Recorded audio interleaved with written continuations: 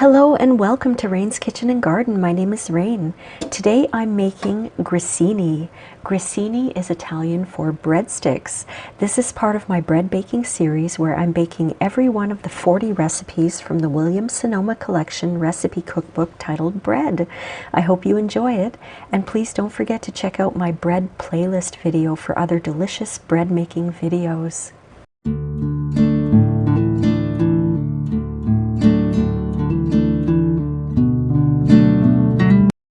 Okay, let's begin. Let's make our grissini.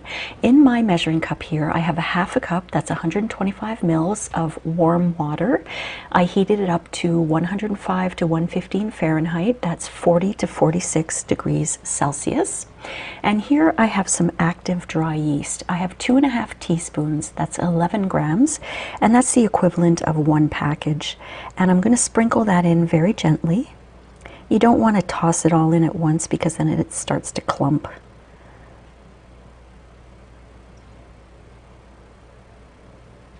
All right. And I'm just going to take my fork and I'm going to mix that up.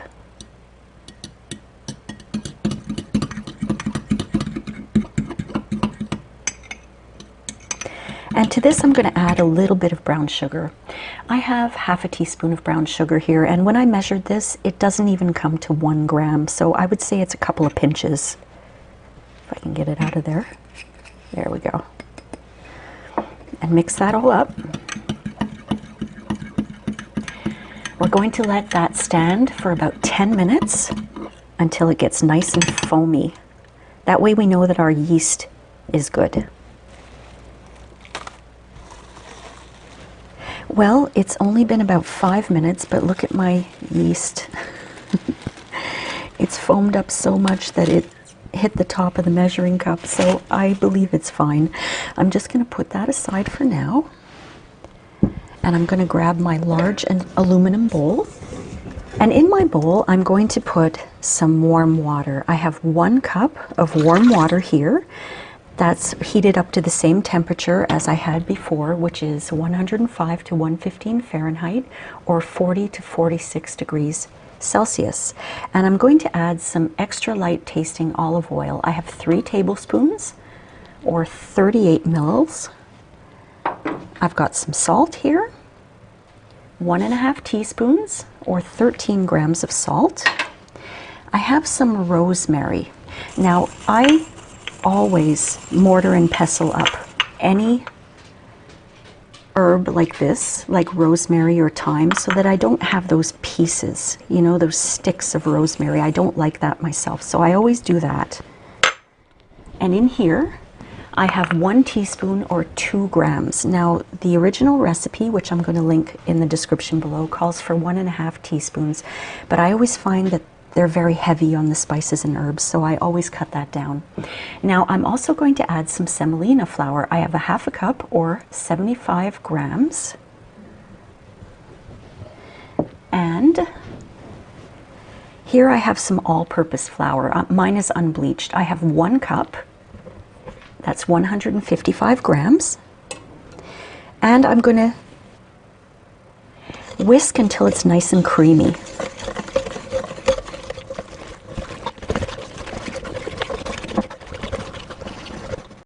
All right, that looks nice and creamy to me. And I'm going to add my yeast mixture, which is just about to overflow from my measuring cup. I just want to make sure I get all that yeast out.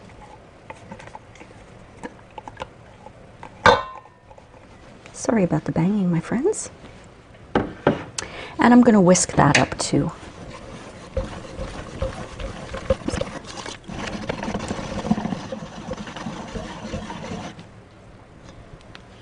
So the next thing I'm going to do is I'm going to add some flour. I'm going to add 1 cup of my all-purpose flour, and I'm going to mix that with my spatula.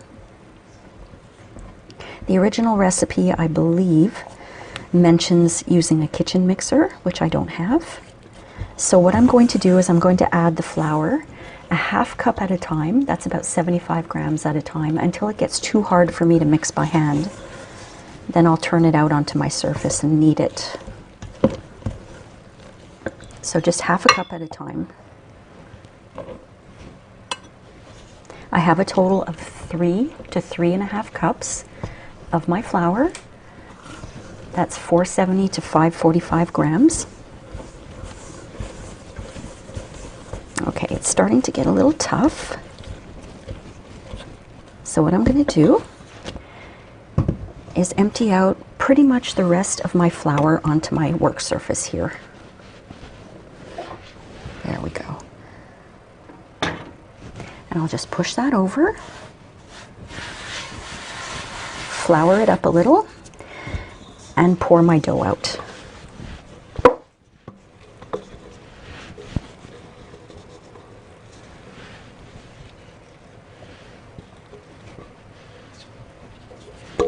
I'm going to get every last little bit out of that bowl. There we go. Okay, what I'm going to do is incorporate the flour by hand now. I'm going to knead my dough for 10 minutes as I incorporate all the flour. And if it gets really, really sticky, if I need to add more flour, then I will add it 1 tablespoon at a time. But right now I have the full 3.5 cups either already incorporated into my dough or on my work surface. So here I go.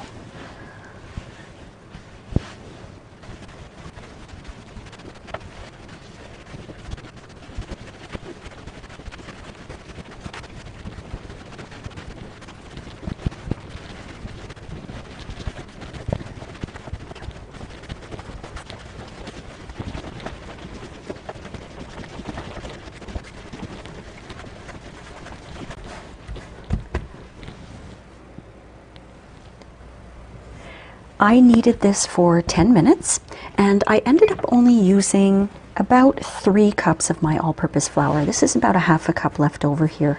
But what I'm going to do is just flour my surface just a little bit. And I'm going to pat out my dough into a rectangle. And I want the rectangle to be 14 inches by 8 inches. That's 35 centimeters by 20 centimeters. And if you have a kitchen ruler, just bring that out. I have this baking mat here and it has some measurements on it, so I know the 14 is here, but I'm leaving my ruler on the side here so that I can see the 8 inches. So I'm just going to pat that out.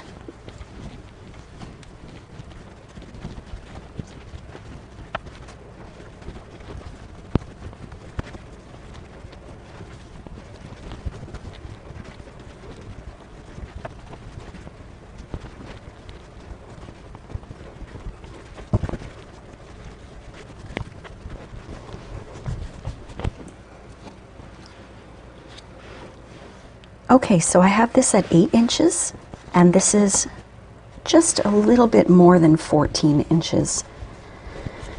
Because I'm trying to get it as rectangular as possible, because we are going to be cutting it into strips for the breadsticks. So I'm making it just a little longer, because I'm probably going to have to cut it to make it straight. But this is as rectangular as I can get it for the moment.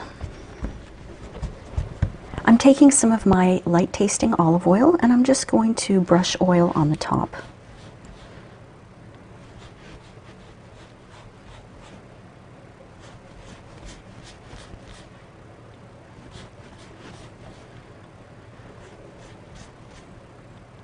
Those little bits of rosemary smell really good.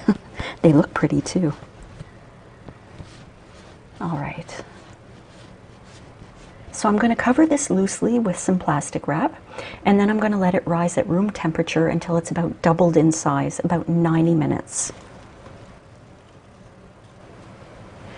My kitchen is very, very cold today, so I let my grissini sit for 2 hours, and it's really, really expanded. It probably expanded a couple of inches on each side, and it's very, very tall. So what I'm going to do is, I have to cut this in 4, but I'm going to transfer it to my counter because I don't want to cut my baking mat. So I transferred my dough onto my counter and I kind of tried to make it into more of a rectangle here. I've preheated my oven to 375 degrees Fahrenheit. That's 190 Celsius or gas mark 5. And I've lined a couple of baking sheets with parchment paper and I brushed a little bit of that extra light tasting olive oil on top of the parchment paper. I have a little bit of semolina flour here. What I'm going to do is just sprinkle it on top. I don't have an exact amount. I just want to put it on top of the breadsticks dough and kind of rub it. Now I'm going to cut this into 4 equal portions as far as I can. And I've got my pizza cutter here. Cutting that in half this way, and then I'm going to kind of eyeball half this way. So I've got more or less 4 equal portions here.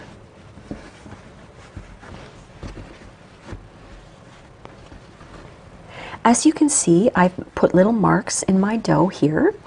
These 4 pieces aren't exactly equal, so what I did was I measured. I took my kitchen ruler and I discovered that the width of this one is 14 centimeters and the width of these 2 here are 12. So I decided I wanted 2 centimeters as the width for each of my grissini. So I went and I put those little marks there. And what I'm going to do is just cut them where the marks are. So I will have my grissini ready to go. And you know, some of them might be wider than others, some of them might be longer than others because I did not make a perfect rectangle. But I'm quite sure they're going to taste just as good. This pizza cutter comes in really handy for doing stuff like this. So I just wanted to show you, you know, what one might look like this. And I'm going to do that for all of them.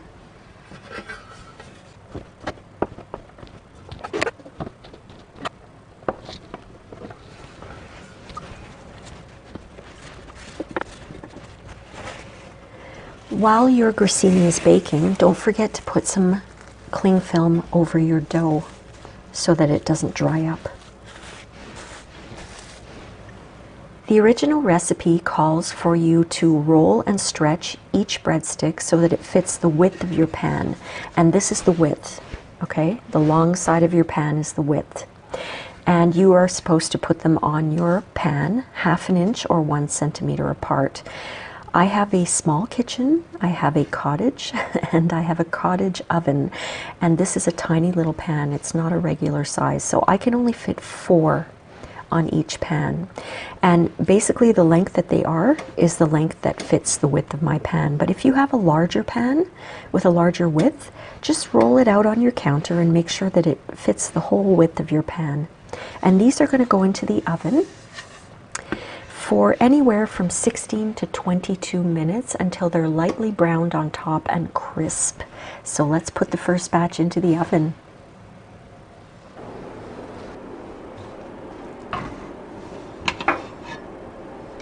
My grissini is done. Look at this. It smells so good. I got 28 out of this recipe. They actually went into the oven for the full 22 minutes each batch. I love the way my house smells right now. I have to admit though, I ate a few of these already. They are so nicely baked. They are crunchy. Listen, I'll put it right up to my microphone. You hear that? Crunchy. And they taste good with the rosemary. I definitely could see myself dipping this in some marinara sauce or serving it with a pasta dish or just with some oil and vinegar. I hope you enjoyed this video today, my friends, and if you did, don't forget to like and subscribe, and please leave me a comment. I love reading your comments and I do reply to them. I'll see you next time on Rain's Kitchen and Garden. Thanks again for watching. Bye.